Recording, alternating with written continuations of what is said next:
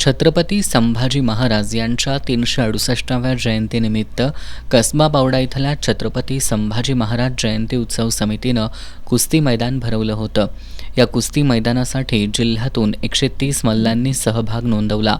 कंदूर गावचा उदय खांडेकर आणि गंगावेशचा सतपाल नागटिळक यांच्यातील प्रथम क्रमांकाची लढत माजी आमदार ऋतुराज पाटील, सागर शिंदे, प्रवीण पुजारी, अनिल चव्हाण, सुभाष पाटील, प्रकाश चव्हाण, राजेंद्र वाडकर, पवन साळुंखे, धनराज वाडकर यांच्या उपस्थितीत लावण्यात आली।